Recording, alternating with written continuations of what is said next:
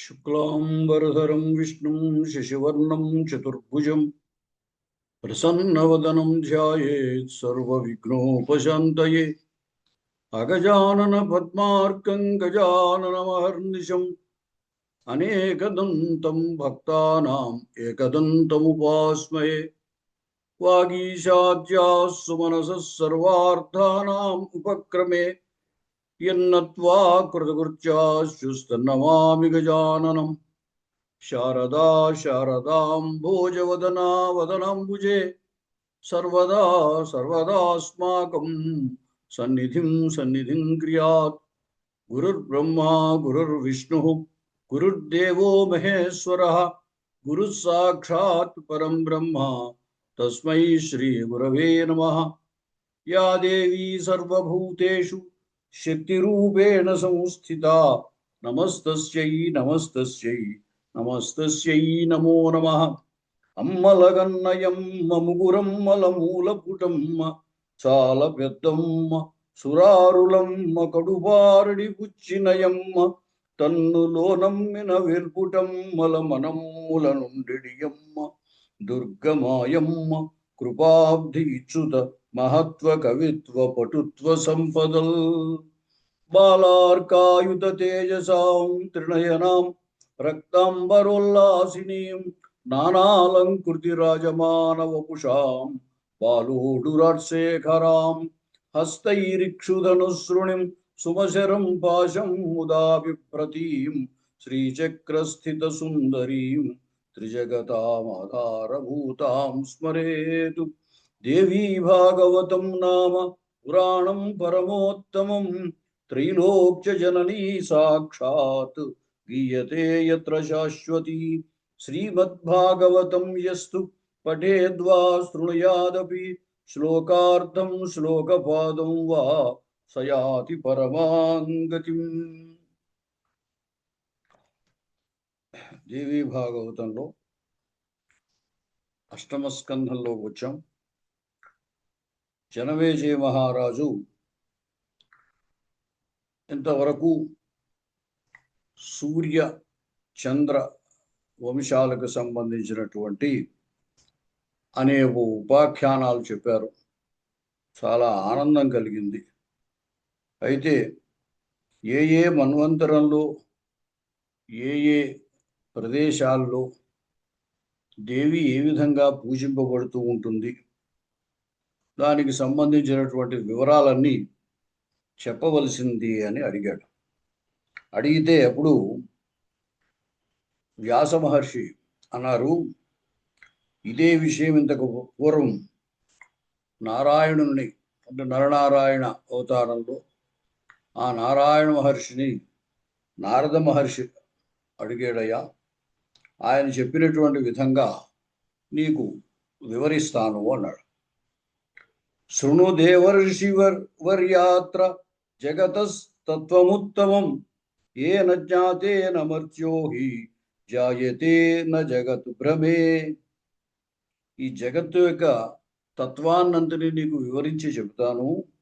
అది కనుక తెలిసినట్టయితే మానవుడు భ్రమలో పడకుండా ఉంటాడు। సా జగత్ సృజతే దేవి తయాచ ప్రతిపాల్యచే తయాచ నాశ్యతే సర్వం ఇది ప్రోక్తం గుణత్రయాత్। సత్వరజస్తమో గుణములు అనేటువంటి ఈ గుణత్రయంతో ఆ దేవి ఈ జగత్తుని సృష్టిస్తోంది, పాలిస్తోంది, తర్వాత లయం కూడా చేస్తోంది। మనుః స్వయంభువస్త్వాద్యః పద్మపుత్రః ప్రతాపవాన్ శతరూపాపతి శ్రీమాన్ సర్వమన్వంతరాధిపః। ఈ మన్వంతరములు అన్నిటికీ కూడా మొట్టమొదటి వాడు ఎవరు అంటే స్వయంభువ మనువు। ఆ స్వయంభువ మనువు శతరూప భార్యాభర్తలు, వారికి కలిగినటువంటి వారే తర్వాత సంతానము అంతా కూడా। సమనుః పితరం దేవం ప్రజాపతిమకల్మషం భక్త్యా పర్యచరత్పూర్వం తమువాచ ఆత్మభూసుతం పుత్రపుత్ర త్వయా కార్యం దేవ్యారాధనముత్తమం తత్ప్రసాదేన తే తాత ప్రజా సర్గ ప్రసిద్ధ్యతి. తండ్రి స్వయంభూ, ఆయనకి జన్మించిన వాడు స్వయంభూ మనువు. ఈ స్వయంభూ మనువుతోటి తండ్రి ఏం చెప్పాడు అంటే, నీవు అమ్మవారిని పూజించు, ధ్యానించు, తపస్సు చేత ఆమెని ధ్యానించు, ఆమె యొక్క అనుగ్రహం చేత నువ్వు ఈ సృష్టినంతని కూడా చేయగలుగుతావు అని చెప్పాడు. అప్పుడు నమో నమస్తే దేవేశి జగత్కారణ కారణే శంఖచక్ర గదాహస్తే నారాయణ హృదాశ్రితే, ఈ విధంగా ఆ స్వయంభూ మనువు దేవిని ప్రార్థించాడు. ఈ విధంగా ప్రార్థించగా, ఏవం స్తుతా భగవతి దుర్గా నారాయణీ పరా ప్రసన్నా ప్రాహ దేవర్షి బ్రహ్మపుత్రమిదం వచః. బ్రహ్మపుత్రుడైనటువంటి స్వయంభూవునితో ఆ విధంగా ఆమె, ఆ దుర్గాదేవి ప్రత్యక్షమై చెప్పింది, వరం వరయ రాజేంద్ర, నీకు ఏ వరం కావాలో కోరుకో అని అడిగింది. అంటే అప్పుడు స్వయంభూమను అన్నాడు, యది దేవి ప్రసన్నాసి భక్త్యా కారుణికోత్తమే తదా నిర్విఘ్నత సృష్టి ప్రజాయా స్యాత్ తవాజ్ఞయా. ఈ అనుగ్రహం కనుక ఉన్నట్లయితే నిర్విఘ్నంగా ఈ ప్రజా సృష్టి అంతా నేను చేయగలుగుతాను, నాకు అటువంటి వరాన్ని ఇవ్వవలసింది అని. ఏవం దత్వా వరాన్ దేవి మనవే బ్రహ్మసూనవే అంతర్ధానం గతా చాసీత్ పశ్యతస్తస్య ధీమతః. ఈ విధంగా అతడు అడగగానే ఆమె, ఆ అమ్మవారు ఆ స్వయంభూ మనువుకి వరాన్నిచ్చి ఆమె అంతర్ధానం చెందింది. అయితే ఈయన సృష్టి చేద్దాం అనుకున్నాడు. అనుకుంటే అంతా నీరు కనపడుతోంది. మొట్టమొదటి ఇంకెవరూ లేరు అక్కడ, నీరు కనపడుతోంది. సృష్టి ఎలా చేయాలి, సృష్టి చేసిన వాళ్ళు ఎక్కడుంటారు అని సందేహం వచ్చింది. సందేహం వస్తే మళ్ళీ ఆయన ప్రార్థించాడు. ప్రార్థిస్తే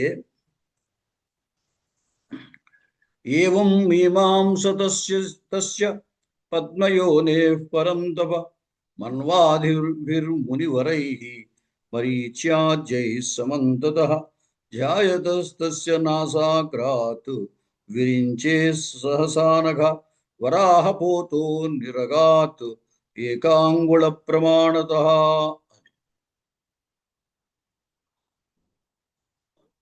ఆలోచిస్తున్నాడు స్వయంభూమను. సృష్టి చేయాలంటే భూమి ఎక్కడా కనపడడం లేదు, అంతా నీరే కనపడుతుంది. చేత తండ్రి గారితో అన్నాడు, ఎలాగండి నేను సృష్టి చేయడం, అమ్మవారు వరం ఇచ్చింది సృష్టి చేయమని, ఎలాగప్పుడు అంటే ఆ బ్రహ్మ యొక్క నాసాగ్రం నుండి ఒక వరాహ రూపంలో ఉన్న పరమేశ్వరుడు ఆవిర్భవించాడు. ఆయన ఆవిర్భవించినప్పుడు కేవలం అంగుళం మాత్రమే ఉన్నాడు. క్రమక్రమంగా వృద్ధి చెందాడు. దృష్టో అంగుష్ఠ శిరోమాత్ర క్షణాత్ శైలేంద్ర సన్నిభ. నాసాగ్రం నుండి వచ్చినప్పుడు, బ్రహ్మ నాసాగ్రం నుండి వచ్చినప్పుడు అంగుళం మాత్రమే ఉన్నటువంటి వాడు క్రమక్రమంగా శైల సన్నిభ పర్వతం అంతా ఆకారం కలిగినటువంటి పెద్ద వరాహ స్వరూపం వచ్చింది. ఆ వరాహ శ్రీ పరమేశ్వరుడు జనార్దనుడికి శ్రీ మహావిష్ణువు యొక్క అవతారం వరాహ అవతారం, యజ్ఞవరాహము అని అంటారు. దాన్ని చూసి ఋషులు, దేవతలు, బ్రాహ్మణులు అందరూ కూడా స్తోత్రం చేశారు. ఛందోమయై స్తోత్రవరై రుక్సామాధర్వ సంభవై వచోభి పురుషం త్వాజ్యం ద్విజేంద్రా పర్యవాకిరన్. ఆ దేవతలందరూ కూడా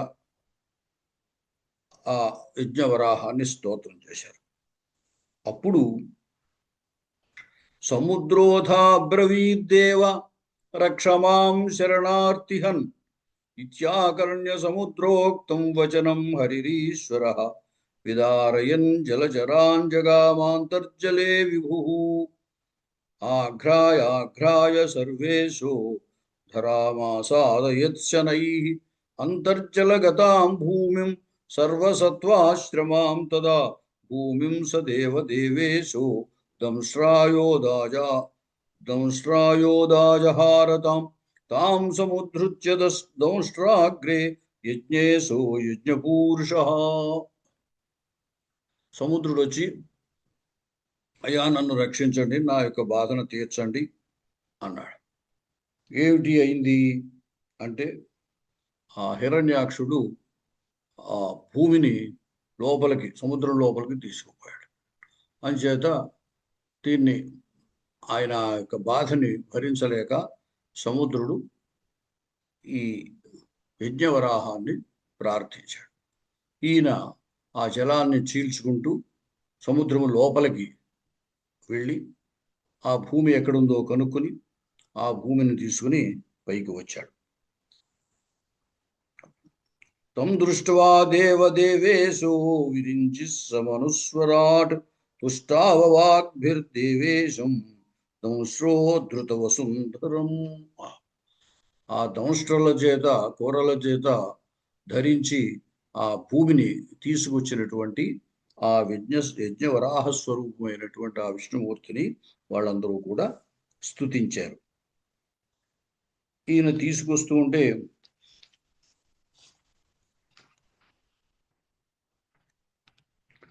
ఆ హిరణ్యాక్షుడు అడ్డుపడతాడు.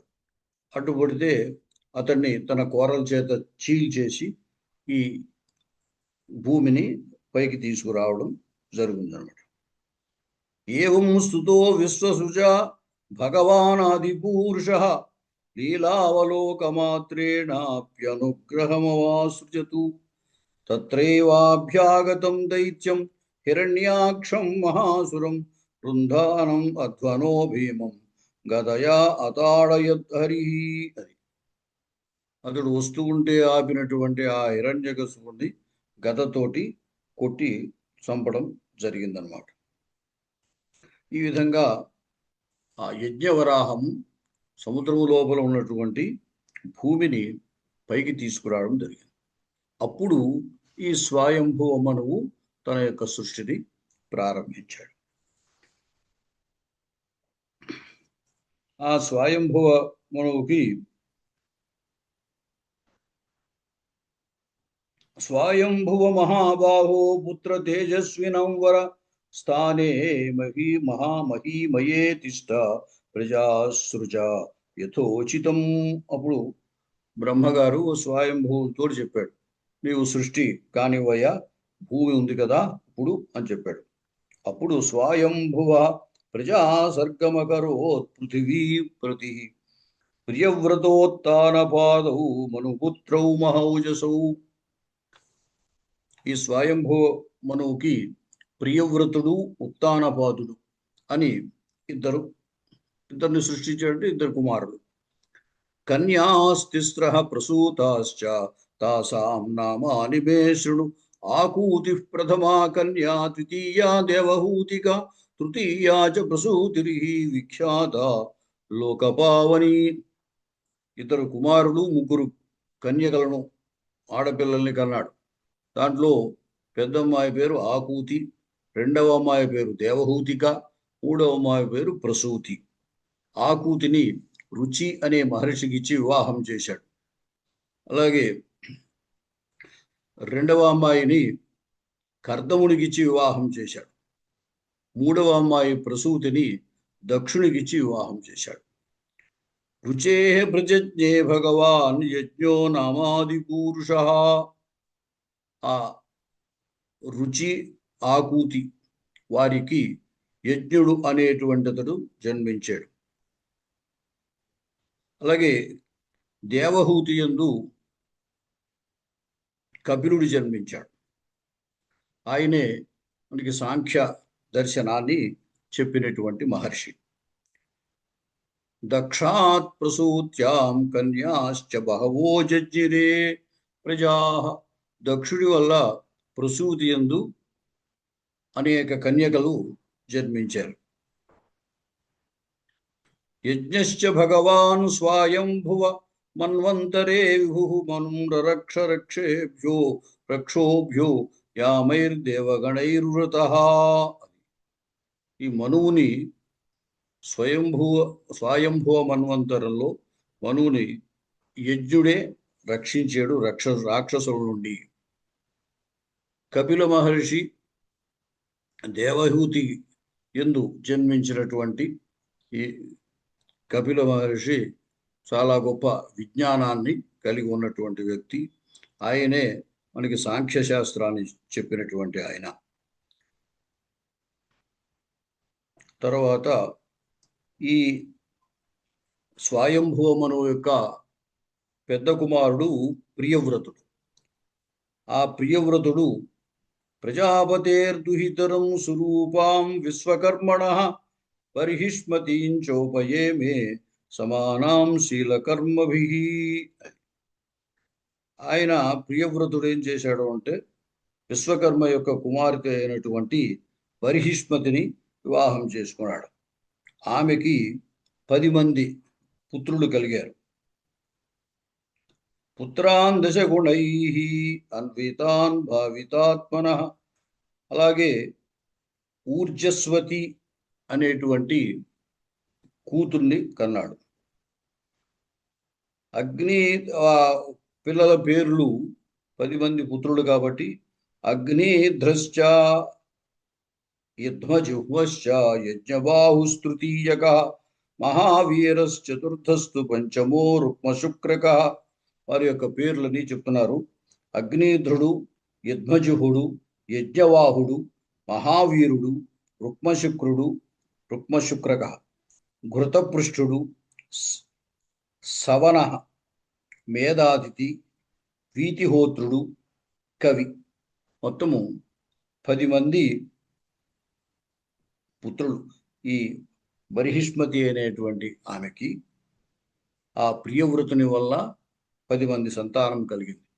వీళ్ళందరినీ కూడా వహ్నినామకాః, వహ్నులుగా చెబుతారు.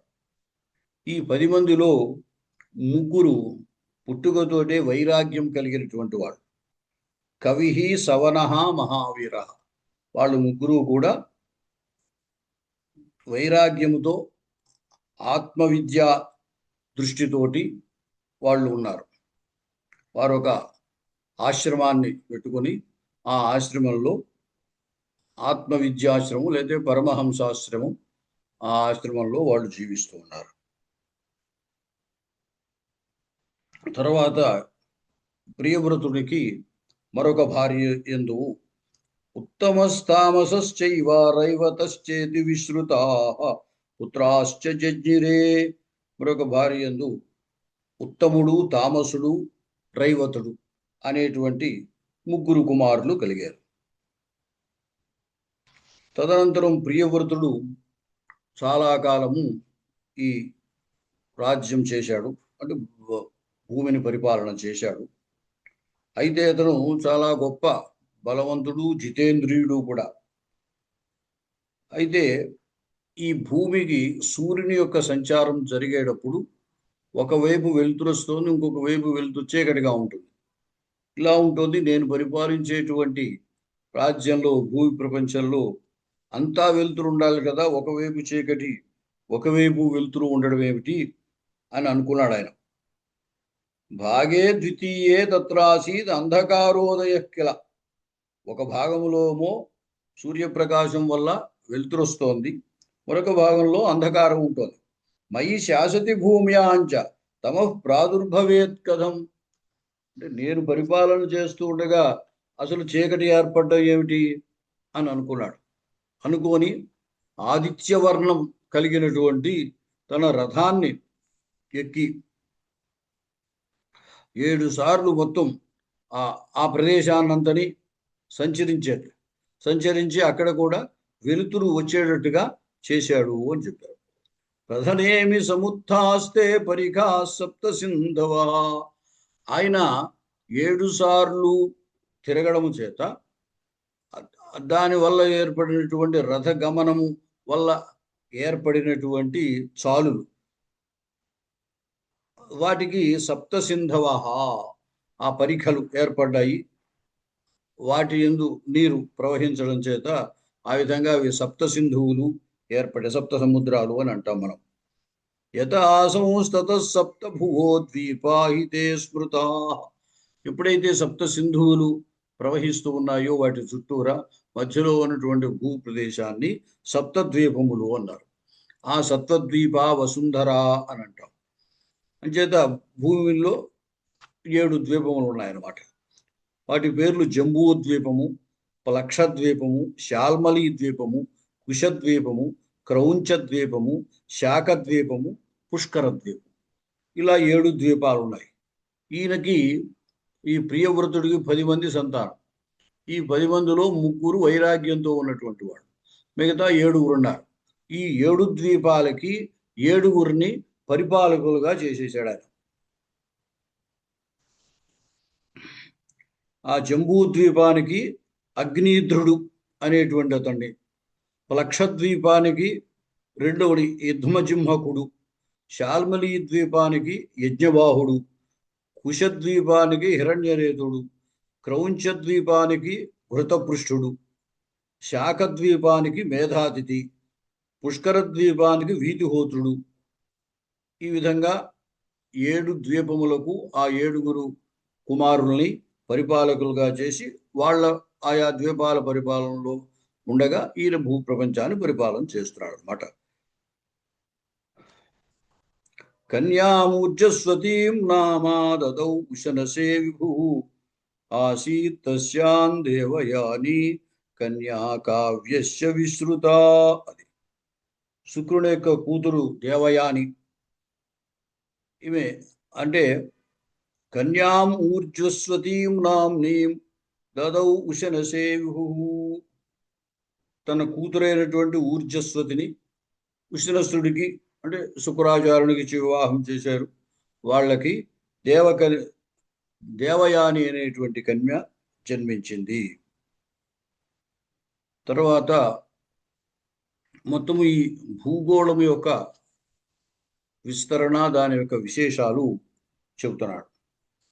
దేవర్షే శృణు విస్తారం ద్వీపవర్ష విభేదత. అంటే 7 ద్వీపములు చెప్పాడు. అలాగే 9 వర్షములు ఉన్నాయి. వాటి గురించి వివరాలు చెప్తాను విను అన్నాడు. దీంట్లో జంబూ ద్వీపము ప్రధానమైనటువంటిది. మనం సంకల్పం చెప్పుకున్నప్పుడు కూడా జంబూ ద్వీపే భరతవర్షే భరతఖండే అని చెప్తూ ఉంటాం. అంచేత ఆ జంబూ ద్వీపం మొత్తము ద్వీపాల్లో 7 ద్వీపాల్లోనూ జంబూ ద్వీపం చాలా గొప్పది, విశాలమైనటువంటిది. ప్రమాణే 1,00,000 యోజన. అది ఈ జంబూ ద్వీపంలో ఎలా ఉంది అంటే, మధ్యలో ఒక పద్మం ఉన్నట్టయితే ఆ పద్మం మధ్యలో ఉన్నటువంటిది కర్ణికారం అని అంటాము. దానిలో ఇలావృతము అనేటువంటిది అది నాభిస్థానంలో ఉన్నది. అంటే పద్మం మధ్యలో ఉన్నటువంటి కర్ణికకి మొదట్లో నాభి అని అంటారు. ఆ నాభిస్థానములో ఈ ఇలావృతం అనేటువంటిది వర్షం ఉన్నదన్నమాట. ఇలావృతం మధ్య వర్షం యన్నాభ్యాం సుప్రతిష్ఠిత. ఆ ఇలావృతము అనేటువంటిది నాభిస్థానంలో ఉంది. చుట్టూరా దానికి ఉండేటువంటి పద్మాలకు ఉండే దళాలు ఎలా అయితే ఉన్నాయో ఆ విధంగా అక్కడ పర్వతములు అవి వ్యాపించి ఉన్నాను. ఇలావృతస్యోత్తరత నీలశ్వేతశ్చ శృంగవాన్. ఇలావృతమునకు ఉత్తరంలో నీలశ్వేతము అనేటువంటి పర్వతం ఉంది. అలాగే ఇలావృతానికి దక్షిణంలో హేమకూటం అనే పర్వతం ఉంది. ఆ హేమకూటము, ఆ తర్వాత హిమాలయము, అవన్నీ కూడా నిషధము అనేటువంటి 3 పర్వతాలు ఇలావృతానికి దక్షిణ భాగంలో ఉన్నాయి. అదేవిధంగా అవే హరివర్షం కిం పురుషం భారతం చ యథాతథం. ఈ హరివర్షములో మొట్టమొదటిది ఇలావృతము, తర్వాత హరివర్షము. ఈ హరివర్షంలో భారతదేశం ఉన్నది. తర్వాత ఇలావృతశ్చ పశ్చిమతో మాల్యవాన్ నామ పర్వత. ఇలావృతానికి పశ్చిమ భాగంలో మాల్యవంతుడు అనేటువంటి మాల్యవాన్ అనేటువంటి పర్వతం ఉన్నది. అలాగే అక్కడే గంధమాదన పర్వతం కూడా ఉన్నది. అట్లాగే మందర పర్వతము, మేరు పర్వతము, కుముద పర్వతము, ఇవి పర్వతాలన్నీ కూడా ఇలావృతానికి పశ్చిమ భాగంలో ఉన్నాయి. ఈ విధంగా ఇలావృతము అనేటువంటి ప్రదేశము చాలా ఈ జంబూ ద్వీపంలో చాలా ప్రధానమైనది. దాని చుట్టూరా ఈ పర్వతములు అవన్నీ కూడా ఉన్నాయన్నమాట. అరుణోదా నదీయాతు మయా ప్రోక్తా చ నారద మందరా నిపతంతి సా పూర్వేణ ఇలావృతం ప్లవేత్. ఆ ఇలావృతానికి తూర్పు దిక్కుగా అరుణోదా అనేటువంటి నది ఉన్నది. అది మందర పర్వతం నుంచి ఇలా తూర్పు దిక్కుగా ప్రవహిస్తూ ఉంటుంది అనమాట. ఆ అది ప్రవహించేటువంటి ప్రాంతం అంతా కూడా సస్యశ్యామలంగా చక్కనైనటువంటి వృక్షాలతోటి ఫలాలతోటి విలసిల్లేటువంటి ప్రదేశం. అలాగే చక్కని కోకిలలు మరొకటి అన్నీ కూడా ఆ ఉద్యానవనంలో చాలా బాగున్నటువంటి ప్రదేశము. దీని నుండి ఇలావృతానికి తూర్పు దిక్కున ఉండేటువంటి ప్రదేశం ఉందా. అక్కడ ధారేశ్వరి మహాదేవి భక్తానాం కార్యకారిణి. ఈ అమ్మవారు ఎక్కడెక్కడ ఏ రూపంలో పూజింపబడుతుందో ఈ సందర్భంలో ఈయన చెప్పడం జరిగింది వ్యాసుల వారు. దీంట్లో ఇక్కడ ఈ ఇలావృతములో ధారేశ్వరి మహాదేవి భక్తానాం కార్యకారిణి దేవపూజ మహోత్సాహ కాలరూప మహారణే వసతే కర్మఫలదా కాంతారగ్రహణేశ్వరి. ఆమె ధారేశ్వరి అనేటువంటి పేరుతోటి ఆమె పూజింపబడుతూ ఉంటుంది. ఉత్తరేణ ఇలావృతంతే ప్లావయంతి సమంతతః మీనాక్షి తత్తలే దేవి దేవాసుర నిషేవిత. ఈ ఇలావృతానికి ఉత్తర దిక్కుగా ఉన్నటువంటి ప్రదేశంలో ఆమె మీనాక్షి అనేటువంటి పేరుతోటి ఆమె పూజింపబడుతూ ఉంటుంది. ఆమెకి అనేక నీలాంబర, రౌద్రముఖి, నీలాలకయుత, అలాగే మదనోన్మాదిని, మానప్రియాంతర, మారవేగధర, మారపూజిత, మారమాదిని, మయూరవర శోభాఢ్య, ఈ విధంగా ఈ పేర్లతోటి ఆమె పూజింపబడుతూ ఉంటుంది. తర్వాత సుమేరు పర్వతం. సువర్ణమయ నామ్నో వై సుమోరు పర్వతా పృథకో గిరయో వింశతి పరాహ కర్ణికాయా ఇవేహతే. ఇక్కడ ఒక పద్మంతో పోల్చాడు. ఈ పద్మం జంబూద్వీపానంతని కూడా పద్మంతో పోల్చి దాంట్లో మధ్యలో ఇలావృతము అనేటువంటిది చెప్పి నాభిస్థానంలో దాని చుట్టూరా పర్వతములు, నదులు ఏ విధంగా ఉన్నాయి అనేటువంటిది వర్ణిస్తూ దీంట్లో కురంగ కురగశ్చైవ కుసుంభోథో వికంకతః త్రికూటశిరసశ్చైవ పతంగోరుచకస్తథ.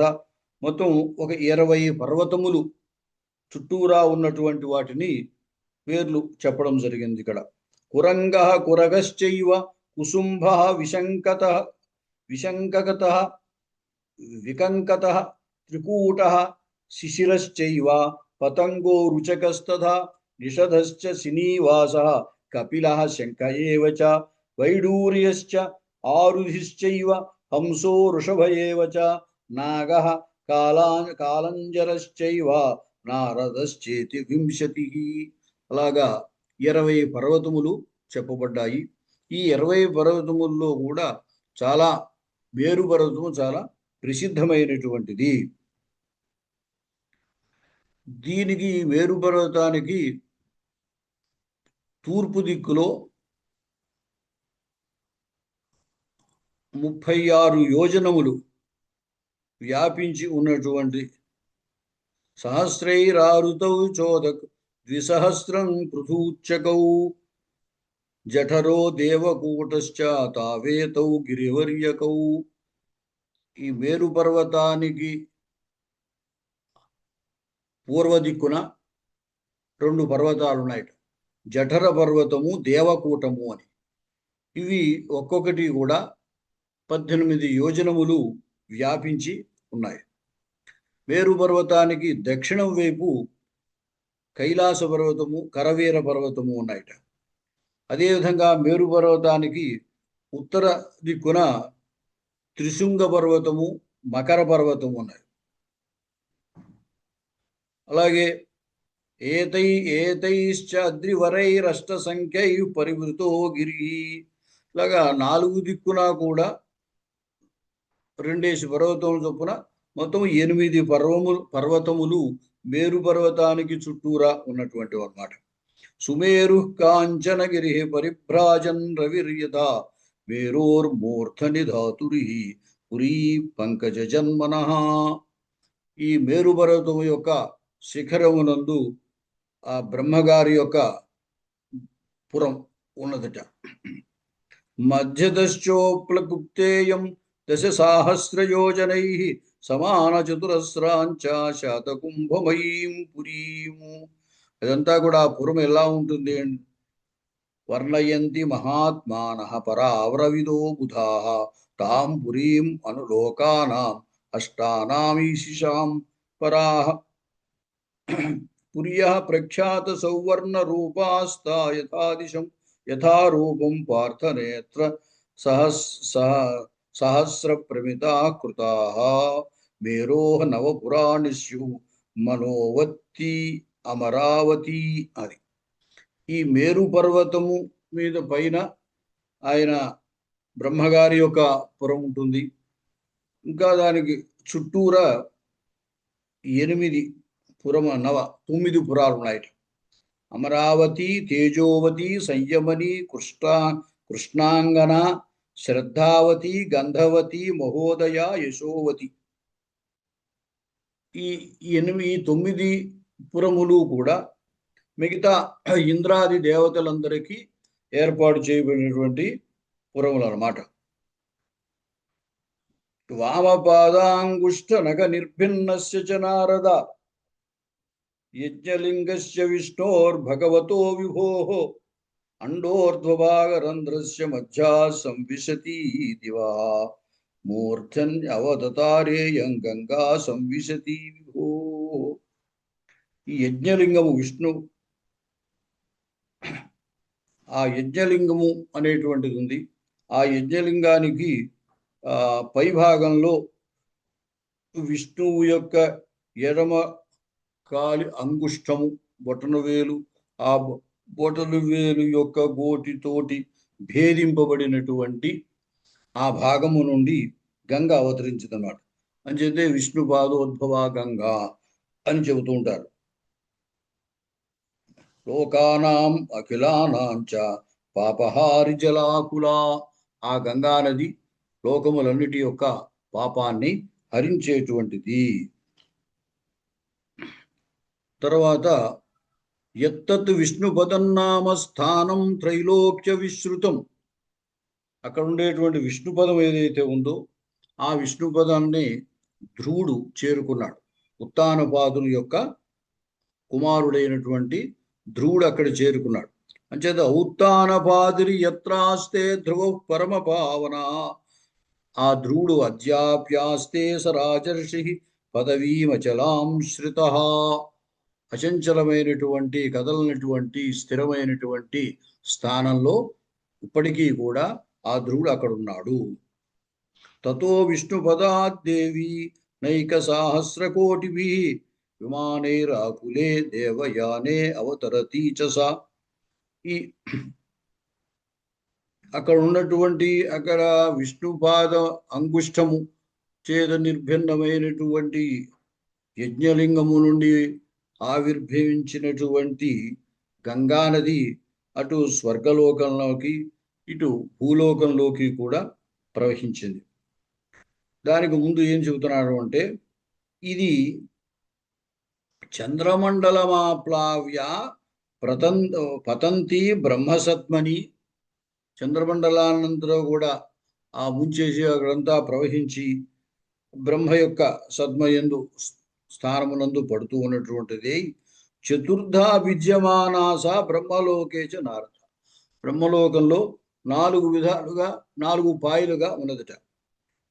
వాటికే సీతాచ అలకనందాచ చతుర్భద్ర ధారా అనేటువంటి 4 పేర్లు. సీత, అలకనంద, చతుర్భద్ర, ధార అనేటువంటి 4 పేర్లతోటి విఖ్యాత ప్రసిద్ధి చెందినది. సీతా బ్రహ్మసదనాత్ శిఖరేభ్య క్షమాభృతాం. ఆ సీత అనేటువంటి ఆ నది అంటే ఒకే నది అంతటా ప్రవహిస్తూ 4 పాయలుగా అయిందనమాట. ఆ 4 పాయలు అయినప్పుడు 4 పేర్లు వచ్చాయి. సీత అని, అలకనంద అని, చతుర్భద్ర అని, ధార అని. ఈ సీత అనేటువంటి ఆ బ్రహ్మసదనం నుండి క్షమాభృతాం కేసరాభిధ నామ్నా చ ప్రసవంతి చ స్వర్ణదీ గ్రంథమాదనమూర్తిహ పతితా పాపహారిణి. ఆ సీత అనేటువంటి బ్రహ్మసదనం నుండి గంధమాదన పర్వతం మీదకి పడింది. దానికి స్వర్ణది అని కూడా పేరు. అలాగే కేసర అనేటువంటి పేరు కూడా ఉన్నది దానికి. తర్వాత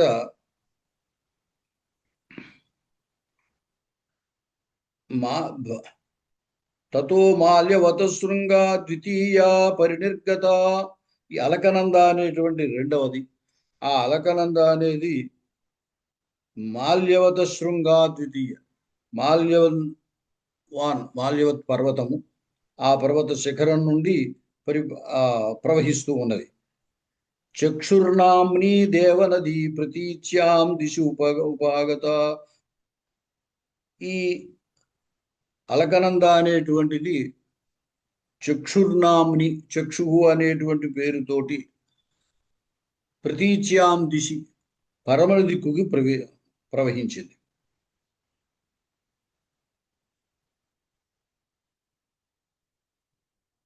తర్వాత మూడవది ధార అనేటువంటిది.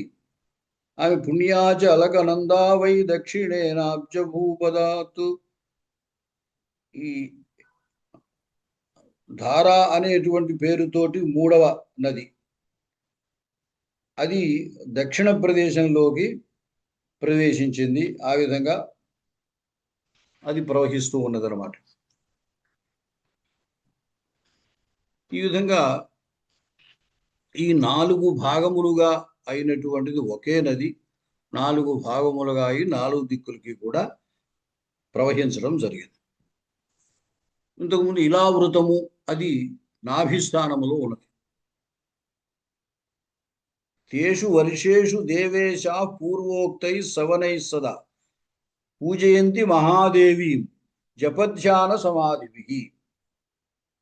ఆయా వర్షముల యందు, నవవర్షములు అని అనుకున్నాము, 7 ద్వీపములు, నవవర్షములు. ఈ నవవర్షముల యందు కూడా ఆ అమ్మవారు దేవి రకరకాల అనేక విధములైన పేర్లతోటి, వివిధ స్వరూపములతోటి ఆరాధింపబడుతూ ఉంటుందన్నమాట. దేవీం ఆరాధయన్నాస్తే సచ సర్వైశ్చ పూజ్యతే. ఇలావృతేతు భగవాన్ పద్మజాక్షి సముద్భవ ఏక ఏవ భవో దేవో నిత్యం వసతి సాంగన. అక్కడ ఇలావృతములో ఏక ఏవ భవో దేవ, ఒకటే దైవము, సాంగన వారితో కూడినటువంటి ఈశ్వరుడు, ఆయన పూజింపబడుతూ ఉంటాడు అక్కడ.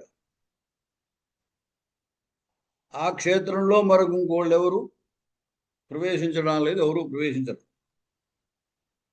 భవాన్యాశాపత శస్త్ర పుమాను స్త్రీ భవతి స్ఫుటం. ఈ ఉలావృతములో అమ్మవారు పూజింపబడేటువంటి చోట ఆమె భవుడితోటి ఉంటుంది. అక్కడికి వేరొకరెవరు ప్రవేశించడానికి వీల్లేదు. పురుషుడు ప్రవేశిస్తే స్త్రీ రూపంగా మారిపోతుంది. ఉపధావతే చైకాగ్రమనసా భగవాన్ అజహా.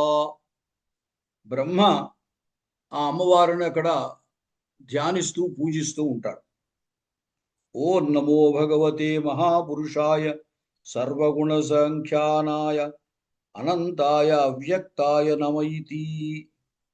ఈ విధంగా అక్కడ భవుణ్ణి ఈ పేరుతోటి, అంటే అంగనా సహితంగా అమ్మవారితో కూడి ఉన్న భవుడు అని చెప్పాడు కాబట్టి ఆ భవుణ్ణి ఈ విధంగా బ్రహ్మగారు నమస్కరిస్తారు, ధ్యానిస్తారట. ఓ నమో భగవతే మహాపురుషాయ సర్వగుణ సంఖ్యానాయ అనంతాయ అవ్యక్తాయ నమః అని. అదేవిధంగా ఈ ఇలావృతంలోనే తథైవ ధర్మపుత్రోసౌ నామ్నా భద్రశ్రవా ఇతి భద్రాశ్వవర్షే తాం మూర్తిం వాసుదేవస్య విశ్రుతాం. తర్వాత భద్రాశ్వవర్షము, ఆ భద్రాశ్వవర్షంలో ధర్మపుత్రుడైనటువంటి భద్రశ్రవుడు అనేటువంటి ఆయన వాసుదేవుని యొక్క మూర్తిని పూజ చేస్తూ ఉంటాడు. ఆ భద్రశ్రవుసుడు ఆయన ఎలా పూజిస్తాడు అంటే, ఓం నమో భగవతే ధర్మాయ ఆత్మవిశోధనాయ నమయితి. ఆ నామముతోటి అయితే ఆ మంత్రముతోటి ఈ భద్రశ్రవుడు ఆ భద్రాశ్వ వర్షంలో వాసుదేవుణ్ణి స్మరిస్తూ ఉంటాడు. అదేవిధంగా ఏవం స్తువంతి దేవేశం హయశీర్షం హరించతే భద్రశ్రవస నామానో వర్ణయంతి చ తద్గుణాన్. హరిశీర్షము కలిగిన హయగ్రీవుడు, ఆ హయగ్రీవ స్వరూపంలో ఆయన్ని, ఆ వాసుదేవుణ్ణి అక్కడ స్తుతిస్తూ ఉంటారు. ఈ స్తుతించేటువంటి వాళ్ళందరినీ కూడా భద్రశ్రవస నామానః వర్ణయంతి తద్గుణాన్. భద్రశ్రవసు అనే పేర్లు కలిగినటువంటి వాళ్ళు ఆ హయగ్రీవుని యొక్క స్వరూపాన్ని ఆరాధిస్తూ పూజిస్తూ ఉంటారు. తర్వాత హరివర్షం, ఆ హరివర్షంలో నరసింహస్వామి పూజింపబడుతూ ఉంటాడు. హరివర్షే చ భగవాన్ నృహరి పాపనాశన. ఆయన్ని, నరసింహస్వామిని ప్రహ్లాదుడు పూజిస్తూ ఉంటాడు. మనకి తెలిసినటువంటి విషయమే, నృసింహస్వామి ప్రహ్లాదుని రక్షించాడు కదా. అంచేత ఆ ప్రహ్లాదుడు ఆ నృసింహస్వామి రూపాన్ని, ఆ రూపంలో విష్ణుమూర్తిని ధ్యానిస్తూ పూజిస్తూ ఉంటాడు. ఓం నమో భగవతే నరసింహాయ నమస్తేజస్తేజసే ఆవిరావిర్భవ వజ్రదంష్ట కర్మాశయాన్ రంధయ రంధయ తమో గ్రస గ్రస ఓం స్వాహా అభయం మమాత్మని భూయిష్టా ఓం క్షౌం. ఆ విధంగా స్వస్యస్తు విశ్వస్య కలః ప్రసీదతాం ధ్యాయంతు భూతాని శివం మిథోధియా మనశ్చ భద్రం భజతాదోక్షజే ఆవేశ్యతాం నో మతిరప్యహైతుకీ. అంచేత ఆ విధంగా ఆ నృసింహస్వామిని ప్రహ్లాదు జపిస్తూ పూజ చేస్తూ ఉంటాడు. తదనంతరం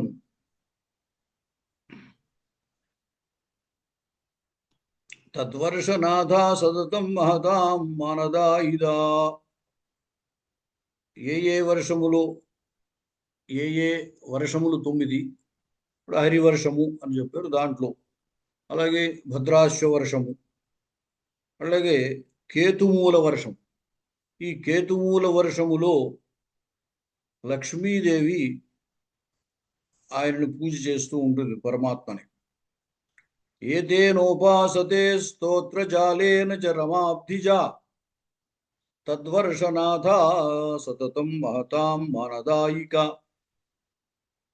ఓం హ్రాం హ్రీం హ్రూం ఓం నమో భగవతే హృషీకేశాయ సర్వగుణ విశేషైః విలక్షితాత్మనే ఆకూతీనాం చిత్తీనాం చేతసాం విశేషాణాం చాధిపతయే షోడశకలాయ ఛందోమయాయ అన్నమయాయ అమృతమయాయ సర్వమయాయ మహసే ఓజసే బలాయ కాంతాయ కామాయ నమస్తే ఉభయత్ర భూయాత్ అని ఈ విధంగా రమాదేవి ఆ పరమాత్మని, విష్ణుమూర్తిని పూజిస్తూ ఉంటుందిట.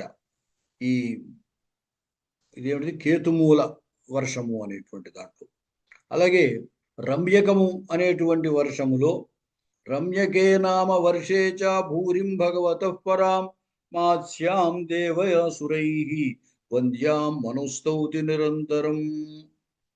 ఇక్కడ రమ్యక నామ వర్షంలో మత్స్యావతారములో ఉన్నటువంటి విష్ణుమూర్తిని మనువు పూజ చేస్తూ ఉంటాడు, ధ్యానిస్తూ ఉంటాడు.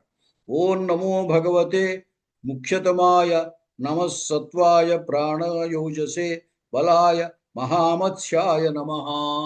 మత్స్యావతారంలో ఉన్న విష్ణువుని ఈయన మనువు రమ్యక వర్షంలో జపిస్తూ పూజిస్తూ ఉంటాడు. ఏవం స్తౌతి చ దేవేశం మనుః పార్థివ సత్తమః మత్స్యావతార దేవేశం సంశయచ్ఛేద కారణం. అదేవిధంగా హిరణ్మయ వర్షం, ఆ హిరణ్మయ వర్షంలో అర్యముడు ఆ పరమాత్మని పూజిస్తూ ఉంటాడు.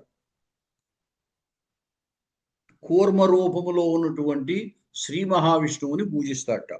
ఓం నమో భగవతే అకూపారాయ సర్వసత్వగుణ విశేషణాయ నోపలక్షిత స్థానాయ నమో వర్ష్మణే నమో భూమ్నే నమో వస్థానాయ నమస్తే అని ఆ విధంగా ఈ అర్యముడు కూర్మ రూపంలో ఉన్న విష్ణువుని హిరణ్మయ వర్షంలో పూజ చేస్తాడు. తదనంతరము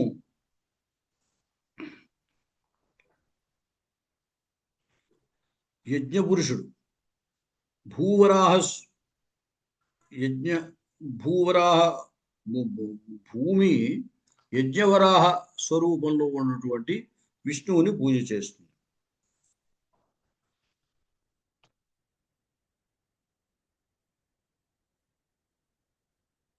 ఓం నమో భగవతే మంత్రతత్వలింగాయ యజ్ఞక్రతవే మహాధ్వరావయవాయ మహావరాహాయ నమః కర్మ శుక్లాయ త్రియుగాయ నమస్తే. ఇక్కడ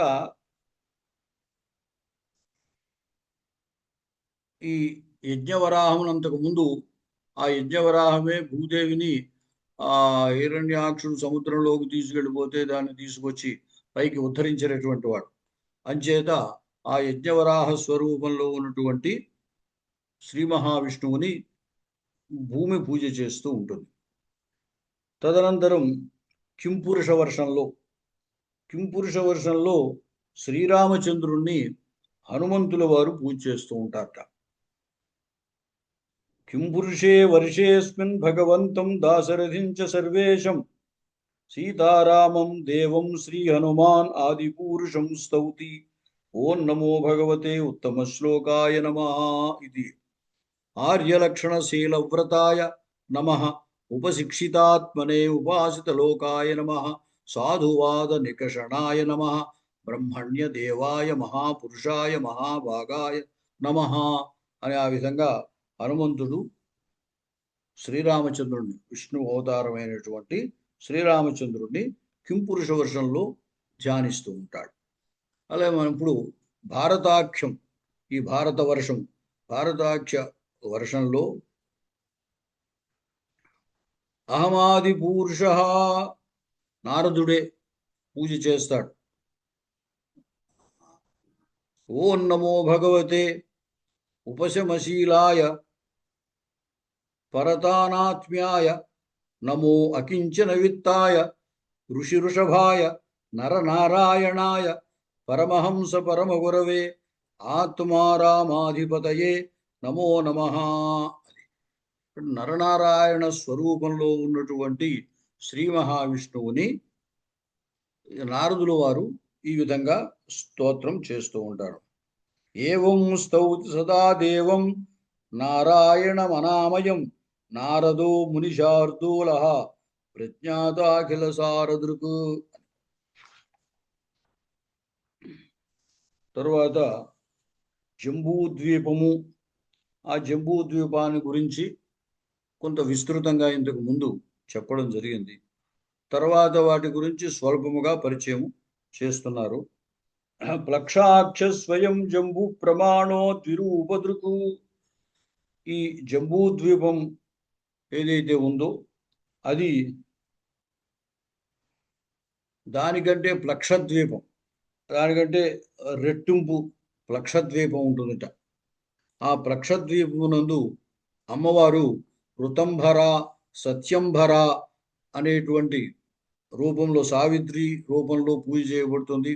అక్కడ ఋతంభర, సత్యంభర అనేటువంటి రెండు నదులు కీర్తింపబడుతూ ఉంటాయి.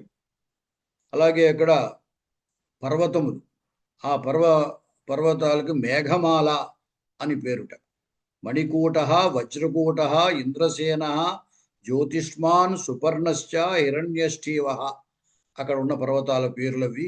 ఆ పర్వతాలన్నిటికీ మేఘమాల అనేటువంటి వ్యవహారం ఉంది. తర్వాత శాల్మలి ద్వీపము, అది వెనక చెప్పినటువంటి ప్లక్షద్వీపము కంటే కూడా 2 రెట్లు ఉంటుందిట.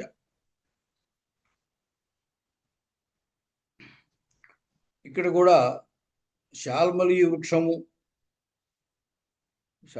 వృక్షములు ఉంటాయి. అలాగే యజ్ఞబాహు దీనికి పరిపాలన చేస్తూ ఉంటాడు. తస్య ద్వీపస్య నాథో హి యజ్ఞబాహు ప్రియవ్రతాత్, ప్రియవతుని కుమారుడైనటువంటి యజ్ఞబాహు దీనికి పరిపాలకుడుగా ఉన్నాడు. ప్రియవతుడు తన 7 ద్వీపాలకి కూడా పరిపాలకుడుగా ఉంచాడు.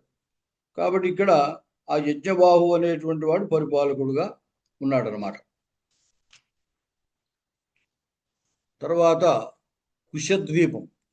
ఈ కుశద్వీపము ఘృతోదావరణం మహతు, దీని చుట్టూరా నేతి సముద్రం ఉన్నదట. తతో బహి క్రౌంచ ద్వీపో ద్విగుణ స్యాత్ సమానతః క్షీరోదేన ఆవృతో భాతి యస్మిన్ శ్రౌంచాద్రిరస్తి. ఇక్కడ తర్వాత క్రౌంచ ద్వీపము, ఆ క్రౌంచ ద్వీపము చుట్టూరా క్షీరోద పాల సముద్రము ఉంటుందిట. దీంట్లో క్రౌంచ పర్వతము కూడా ఇక్కడే దీంట్లో ఉంటుంది. ఘృతపృష్ఠుడు అనేటువంటి అతడు, అంటే ప్రియవతుని యొక్క కుమారుడు ఘృతపృష్ఠుడు ఇక్కడ పరిపాలకుడుగా ఉన్నాడు. తర్వాత శాఖద్వీపం. ఈ శాఖద్వీపములో ప్రియవ్రతుని యొక్క కుమారుడు మేధాతిథి అనేటువంటి అతడు పరిపాలకుడుగా ఉంటాడు. అలాగే పుష్కర ద్వీపం, ఇది శాఖద్వీపం కంటే కూడా రెట్టింపు ప్రమాణములో కలిగినటువంటిది. ఇక్కడ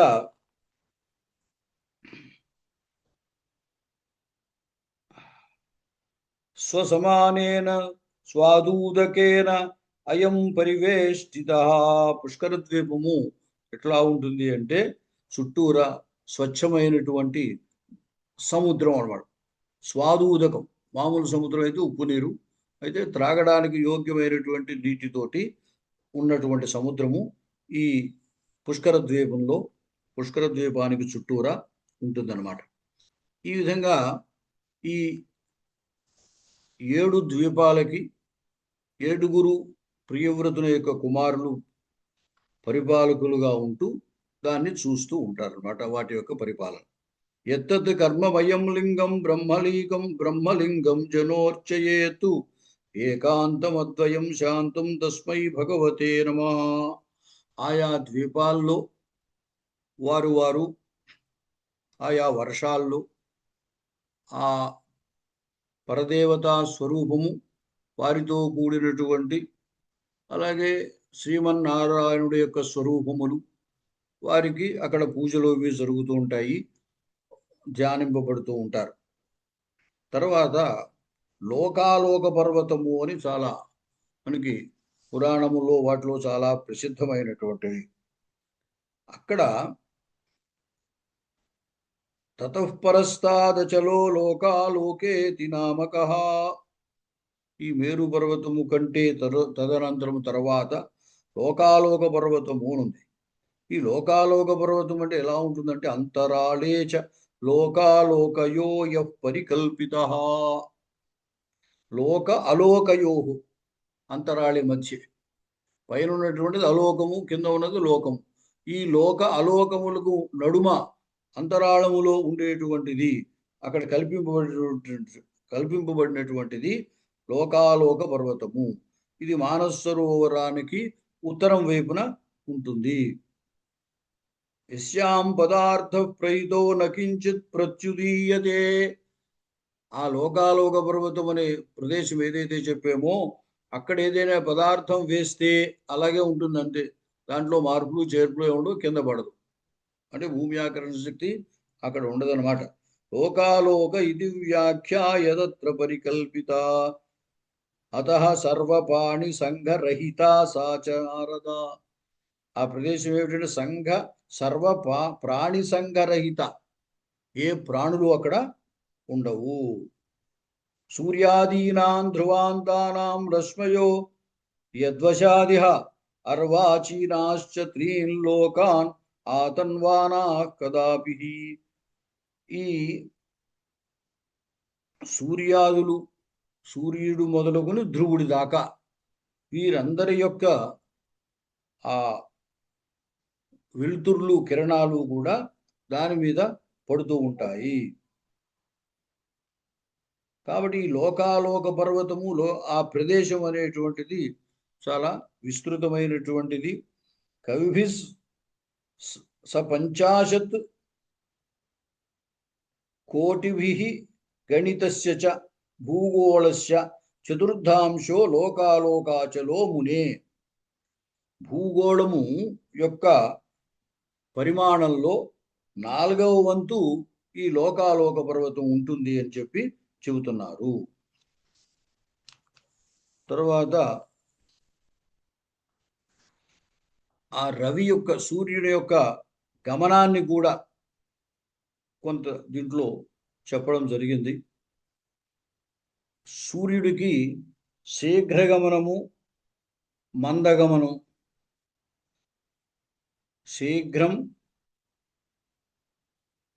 శీఘ్ర మంద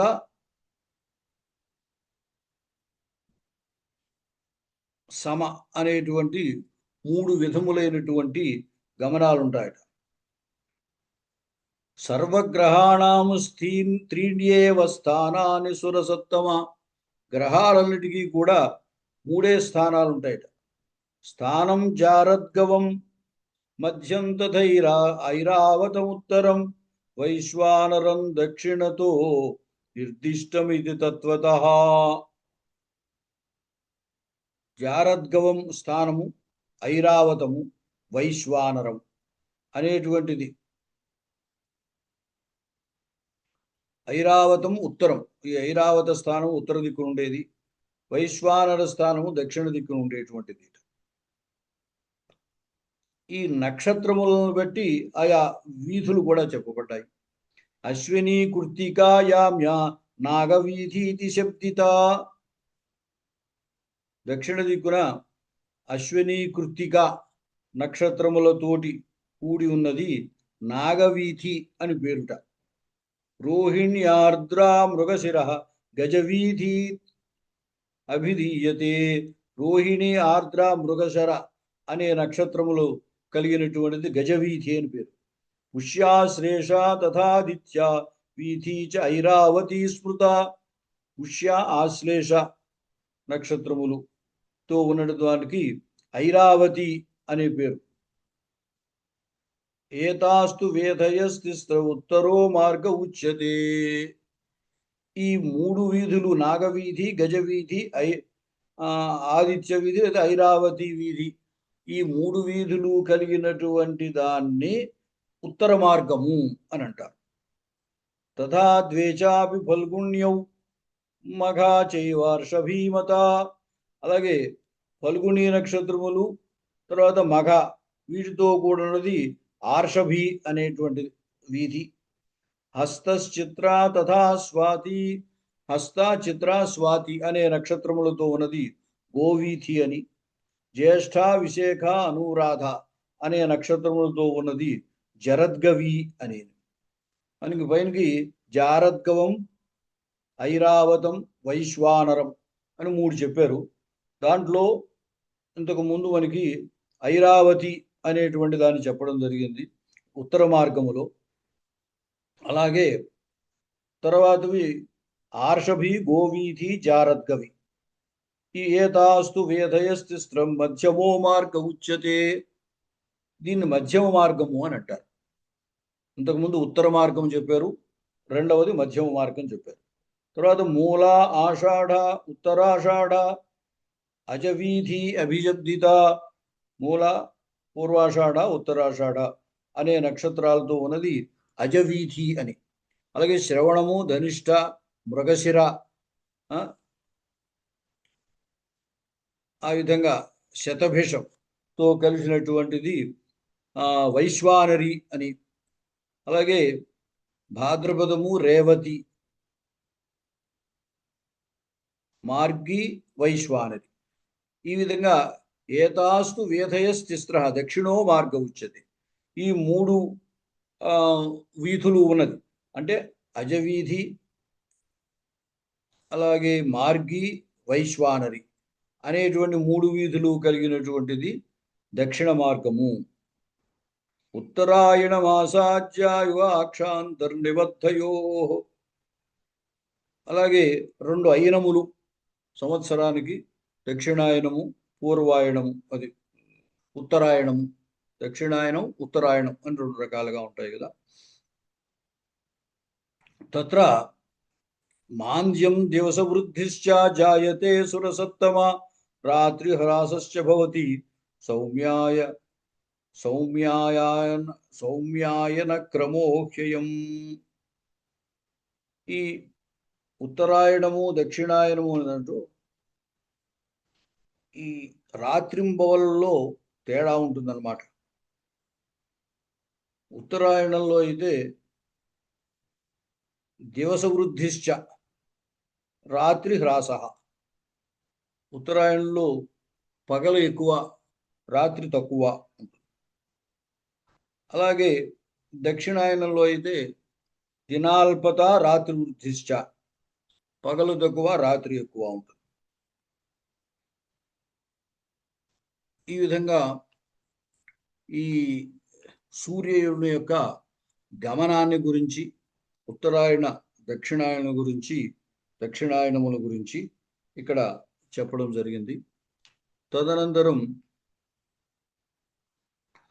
చంద్రుడు మున్నగు వాళ్ళు ఈ గ్రహాలు వాటి యొక్క గమనము దాన్ని వర్ణించడం జరిగింది. ఇక్కడ మొత్తము రాశుల యొక్క బృందము, ఈ నక్షత్రములన్నిటినీ మన 12 రాశులుగా చెబుతూ ఉంటాం. ఒక్కొక్క రాశికి ఒక్కొక్క గ్రహం అధిపతిగా చెబుతూ ఉంటాం. వీటన్నిటికీ కూడా సమస్తానికి నారాయణో అఖిలాధార లోకానాం స్వస్థయే భ్రమన్. ఈ లోకములన్నిటినీ సుఖంగా ఉంచడం కోసం నారాయణుడు దీనికి అఖిలం అన్నిటికీ కూడా ఆధారమైనటువంటి వాడు అన్నమాట.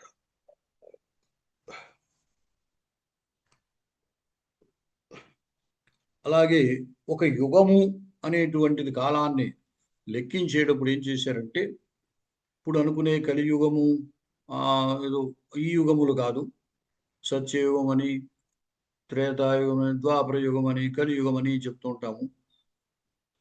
ఆ యుగముల యొక్క లెక్క కాకుండా ఒక సంవత్సరము నుండి ఒక 5 సంవత్సరాలని ఒక యుగముగా, ఒక పరిమితిగా తీసుకుని దాని ప్రకారముగా మాసములు, అయనములు, గమనములు వాటన్నిటినీ కూడా జ్యోతిష శాస్త్రంలో లగధుడు అనేటువంటి ఆయన జ్యోతిష శాస్త్రం రచించాడు.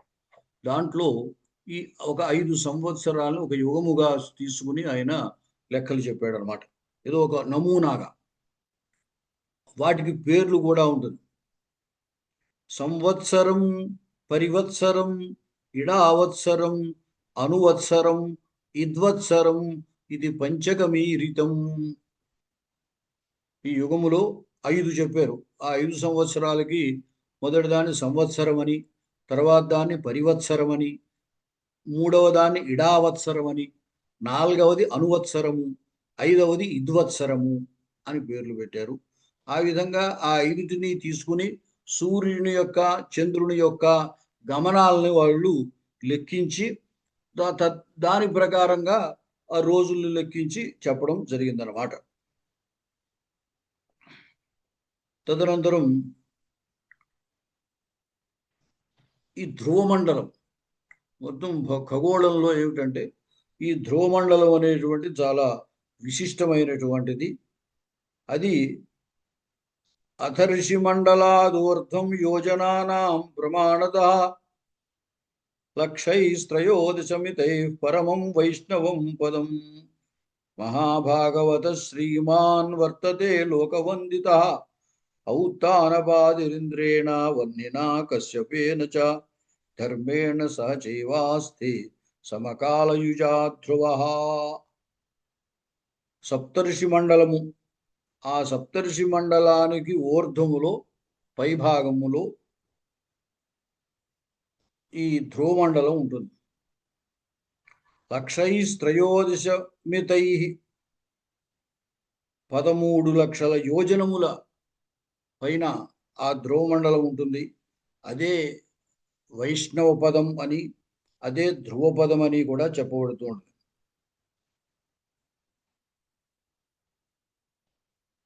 ఈ ధ్రువమేవావలంబ్యాసు వాయునోదీరితాశ్చతే ఆకల్పాంతం చక్రమంతి ఖేస్యానాద్యాకగాయువా. ఆకాశంలో పక్షులు ఏ విధంగా అయితే సంచరిస్తూ ఉంటాయో అలాగా ఈ ధ్రువమండలాన్ని ఆధారంగా చేసుకుని గ్రహాలన్నీ కూడా సంచరిస్తూ ఉంటాయి అని చెప్పడం జరిగింది. అదేవిధంగా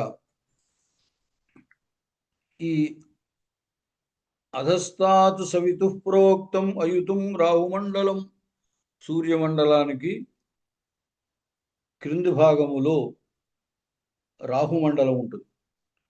నక్షత్రవచ్చరతి చ సంహికేయో తదర్హణ సూర్యా చంద్రమసోరేవా మర్దన సింహికాసుత. ఈయన ఆ సూర్య చంద్రమసులను, సూర్యుణ్ణి చంద్రుణ్ణి రాహు కేతు అనే పేరుతోటి మింగుతూ ఉంటాడు కదా. గ్రహాలు మనకి గ్రహణం, చంద్రగ్రహణం అని సూర్యగ్రహణం అని ఏర్పడుతూ ఉంటాయి. ఈ సింహిక అనేటువంటి ఆమె యొక్క కొడుకి రాహువు, అతడు సూర్యమండలానికి దిగువ భాగంలో ఉంటాడు. తతో అధస్థా సమాఖ్యాత లోకా పరమపార్వణా.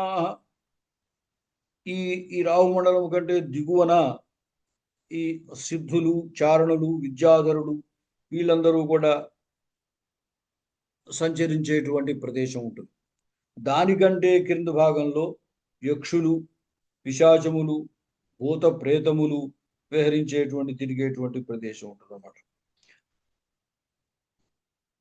అంతరిక్షం చ తత్ప్రోక్తం యావద్ వాయు ప్రవాతి ఏవన్మేఘాస్తథోద్యంతి తత్ప్రోక్తం జ్ఞానకోవిదై. ఇక్కడ దీన్ని అంతరిక్షము అంటారు. ఇక్కడ వాయువు యొక్క ప్రవాహం ఉంటుంది. అంటే అందుకు పైన ఇంకా వాయువు యొక్క ప్రవాహం ఉండదు. ఈ యక్ష రాక్షస అదే విద్యాధరాది వాళ్ళందరూ అయిన తర్వాత, వారి వారి ప్రదేశాలు అయిన తర్వాత ఉండేటువంటి ప్రదేశంలో వాయువు సంచారం అది ఉంటుందన్నమాట. దానికంటే కింద తతోధస్తాది యోజనానాం శతం యావత్ ద్విజోత్తమ పృథివీ పరిసంఖ్యాత సువర్ణస్యేన సారసా. దాని కింద భాగంలో పృథివీ అని చెప్పబడుతుంది. అయితే దీనికి అక్కడ కూడా మళ్ళీ హంసలు అవి తిరిగేటువంటి ప్రదేశము, దాని తర్వాత పృథివీ భాగము ఉంటుంది. ఈ విధంగా మొత్తము గోళం, భూగోళము అని అనుకుంటే దీనికి పై భాగంలో ఉన్నటువంటి గ్రహాలన్నీ ఏ విధంగా ఉంటాయో చెప్పడం జరిగింది. అదేవిధంగా భూమికి క్రింది భాగంలో ఉండేటువంటి, అంటే మనకి అతల, వితల, సుతల, తలాతల, రసాతల, పాతాళ ఈ విధంగా పేర్లతోటి ఉన్నాయి. మొత్తం పైన 7, కింద 7, మొత్తం 14 చతుర్దశ భువనములు అని అంటూ ఉంటారు. అతలం ప్రథమం ప్రోక్తం ద్వితీయం వితలం. అతల మొదటిది అతలము, రెండవది వితలము, మూడవది సుతలము, నాలుగవది తలాతలము, ఐదవది మహాతలము, ఆరవది రసాతలము, ఏడవది పాతాళము. ఈ విధంగా భూమికి కిందన 7 లోకములు, 7 భువనములు ఉంటాయన్నమాట. వీటి యందు ఒక్కొక్కళ్ళు ఒక్కొక్క చోట ఉంటూ ఉంటారు. దీంట్లో పాతాళము అని అంటూ ఉంటాము. మామూలుగా అందరూ సాధారణంగా పాతాళం అనే అంటూ ఉంటారు కింద భాగాన్ని. కానీ దీంట్లో కూడా 7 రకములైనటువంటి విధా భాగాలు ఉన్నాయన్నమాట.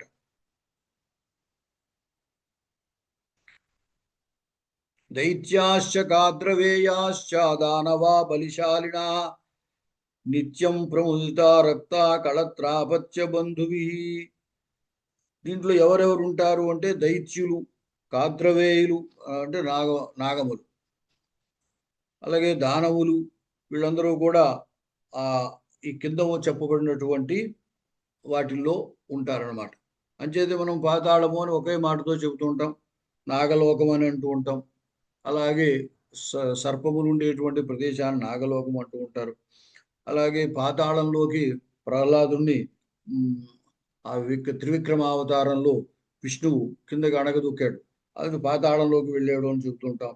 ఈ విధంగా అక్కడ ఎవరు ఎక్కడుంటారు అనేటువంటి దాంట్లో అతల అనేటువంటి ప్రదేశంలో మయపుత్రో బలోనామ వర్తతే అకర్వగర్వకృతు. మయపుత్రుడైనటువంటి బలుడు అనేటువంటి వాడు ఈ అతల అనేటువంటి లోకంలో ఉంటాడు. అంటే అతడు పరిపాలనలో అది ఉంటుందన్నమాట. అలాగే వితలము అనేటువంటి దాంట్లో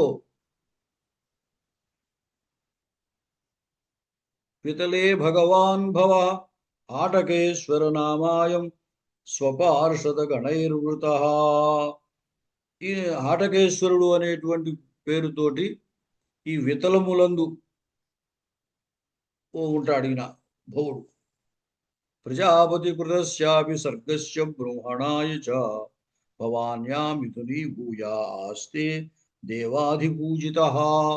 ఈ ఆటకేశ్వరుడనే పేరుతోటి ఈ వితలములందు భవానీతో కూడి ఉంటాడు ఈశ్వరుడు. తర్వాత సుతలములందు బలిచక్రవర్తి, ఆయన పుణ్యశ్లోకో బలిర్నామ ఆస్తే. ఈ సుతములందు బలిచక్రవర్తి ఉంటాడు. అవి ఎవరైతే ఆ త్రివిక్రమావతారంలో విష్ణుమూర్తి కిందకి పంపించేశాడు కదా అతడు. ఏం అదే సుతలములందు బలిచక్రవర్తి ఉంటాడు. దాని తర్వాత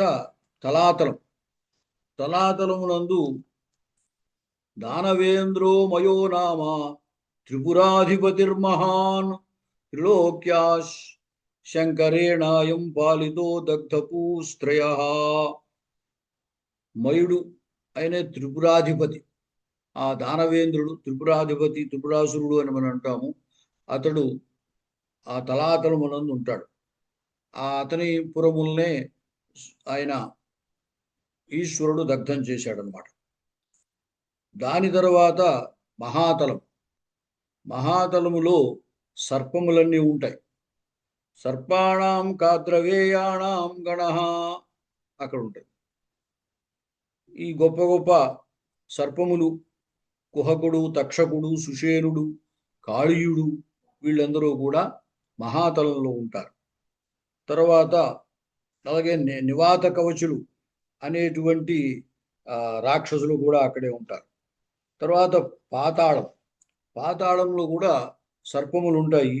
అక్కడ ఇంకా పెద్ద పెద్ద వాసుకి, శంఖ, కులిక, శ్వేత, ధనంజయుడు, మహాశంకుడు, ధృతరాష్ట్రుడు, శంఖచూడుడు, కంబలాశ్వతరుడు, దేవోపదత్తకుడు, ఇట్లాంటి పెద్ద పెద్ద మహారాజులు అనమాట. సర్పముల్లో నాగజాతిలో మహారాజులు వాళ్ళందరూ ఈ పాతాళం నందు ఉంటారన్నమాట. ఈ విధంగా భూమండలానికి క్రింద భాగంలో ఈ 7 లోకాల్లోనూ రకరకాల వాళ్ళు అందరూ కూడా ఉండడం సంభవిస్తుంది. తర్వాత ఆదిశేషుడు. ఈ ఆదిశేషుడు గొప్పవాడు. ఆయన్ని అనంతుడు అని కూడా అంటారు. అనంత భగవాన్ దేవ అనంతసత్వో మహాశయ అనంత గుణవార్ధిశ్చ ఆదిదేవో మహాద్యుతి. ఆయన ఈ భూమండలానంతని కూడా తన శిరస్సు మీద భరిస్తూ ఉన్నటువంటి వాడనమాట. ఏవం ప్రభావో భగవాన్ అనంత దురంత వీర్యోరు గుణానుభావ మూలే రసాయా స్థిత ఆత్మతంత్ర యో లీలయా క్ష్మాం స్థితయే బిభర్తి. అతడు లీలగా ఈ భూమండలాన్నంతని కూడా తన పడగల మీద, తన శిరస్సు మీద ధరించి ఉన్నాడనమాట. అలాగే వీటన్నిటి కంటే కింద నరకములు, స్వర్గము, నరకము అని చెప్తున్నాడు కదా. ఆ నరకములు మొత్తం 28 కేచిత్ తాన్ అనుక్రమతో బ్రువే. ఈ నరకములు కొంతమంది 21 ఉన్నాయని, కొంతమంది 18 ఉన్నాయని చెబుతూ ఉంటారు. దాంట్లో కొన్ని నరకముల పేర్లు కూడా మనం వినున్నవే. తామిశ్రము, అంధతామిశ్రము, రౌరవము, మహారౌరవము, కుంభీపాకము, కాలసూత్రము, అశిపత్రారణ్యము, సూకరము, అంధకోపము, కృమిభోజనము, సందంశము, సప్తమూర్తి, వజ్రకంటకము, శాల్మలి,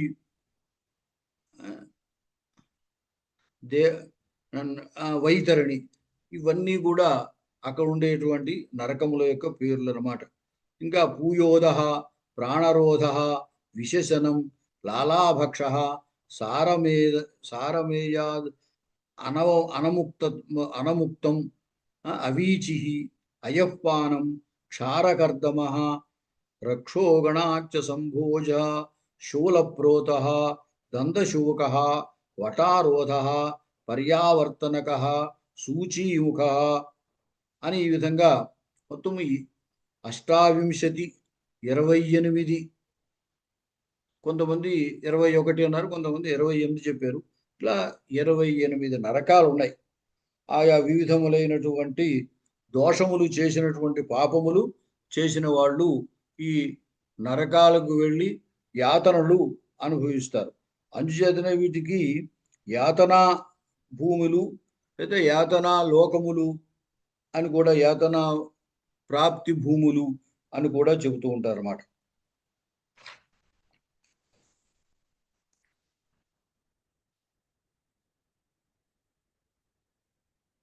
ఈ రౌరవాది నరకములు, ఇటు రకరకాలైనటువంటి దోషములు చేసినటువంటి వాళ్ళు, మిత్రుల్ని మోసం చేసినటువంటి వాళ్ళు, అధర్మం చేసినటువంటి వాళ్ళు, పరస్త్రీని కోరుకున్నటువంటి వాళ్ళు, ఈ విధంగా దోషాలు, సురాపానం చేసిన వాళ్ళు, అలాగే శిశుహత్య, భ్రూణహత్య, స్త్రీహత్య, ఇలా హత్యలు చేసినటువంటి వాళ్ళు, అలాగే మిత్రుల్ని మిత్రద్రోహం, మోసం చేసినటువంటి వాళ్ళు, ఈ విధంగా రకరకాలైనటువంటి పాపములు చెప్పబడ్డాయి.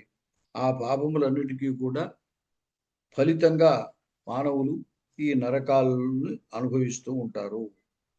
అయితే ఇటువంటి నరకాల్లో పడకుండా ఉండడం కోసం ఏం చేయాలి అంటే దేవీ పూజనము చేయాలి.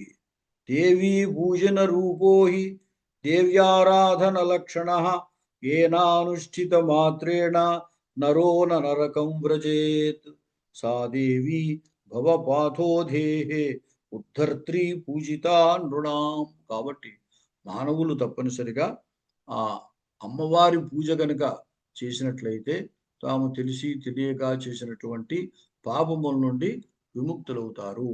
తప్పనిసరిగా దేవీ పూజన చేసినటువంటి వారికి నరకమునకు వెళ్ళవలసిన అవసరము ఉండదు అని చెప్పారు. తర్వాత దేవిని ఏ విధంగా ఆరాధించాలి అనేటువంటి విషయం కూడా చెప్పబడింది. అంటే మాసముల్లో ఆరాధన, రోజులలో ఆరాధన, తిథుల్లో ఆరాధన, ఇలా రకరకాలైనటువంటి పద్ధతులు దీంట్లో చెప్పబడ్డాయి. దీంట్లో పాడ్యమి నుండి పౌర్ణమి వరకు ఉండేటువంటి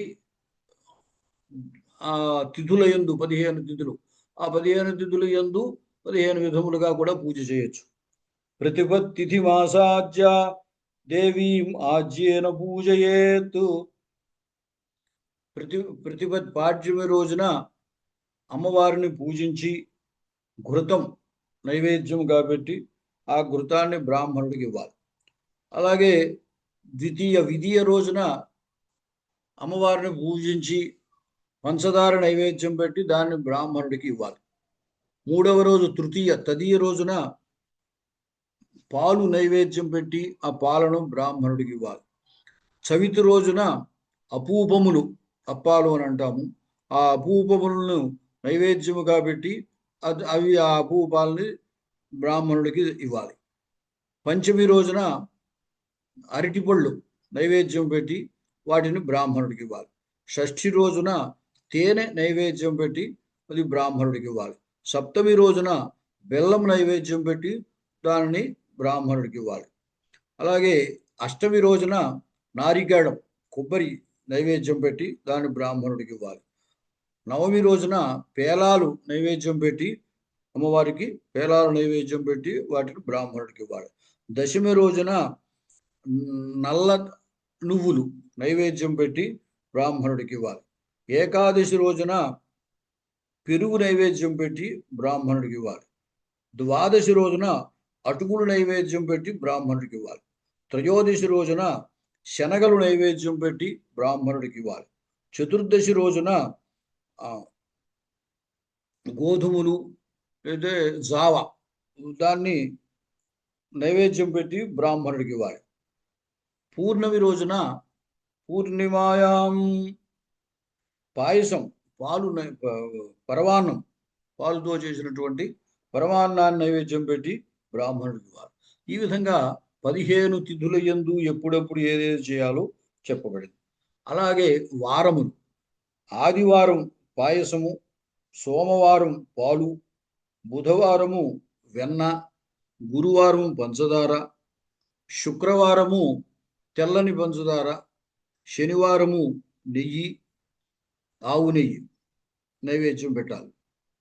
అలాగే నక్షత్రములు: ఆయా నక్షత్రముల్లో కూడా ఘృతము, వరుసకు మనకి అభిజిత్ అనేటువంటి నక్షత్రంతో పాటు 28 నక్షత్రాలు ఉంటాయి. ఆ 28 నక్షత్రాల రోజున ఆయా నైవేద్యాలు పెట్టాలి. నెయ్యి, నువ్వులు, పంచదార, పెరుగు, పాలు. అలాగే పాలు పెరుగు కలిసినప్పుడు కొంచెం వేడి పాలు కలిస్తే విరిగిపోతాయి. ఆ విరిగిపోయినటువంటి పెరుగును విరిగిన పాలు కలిపి దధి కూర్చి అంటారు దానిని. తర్వాత లడ్డూలు, తర్వాత మోదకములు, తర్వాత ఫేణిక పదార్థము, సన్నని దారాలుగా తీసేటువంటి పంచదారతో చేసేటువంటి పదార్థము, తీపి పదార్థం. ఈ విధంగా మొత్తము గుడము, బెల్లము, ఖర్జూరము, తర్వాత అటుకులు, అపూపములు, వెన్న, పెసరపప్పు, మోదకములు, ఈ విధంగా ఆయా నక్షత్రాల్లో వారికి నైవేద్యం పెట్టాలి. అంతేకాకుండా విష్కంభాది యోగములు ఉన్నాయి. ఆ యోగముల్లో కూడా ఒక్కొక్క యోగంలో ఒక్కొక్క విధమైనటువంటి నైవేద్యం పెట్టాలి. అలాగే కరణములు ఉన్నాయి. యోగము, కరణము అని మనకి పంచాంగంలో తిథి, వార, నక్షత్ర, యోగ, కరణ అని చెబుతుంటాము. వాటిల్లో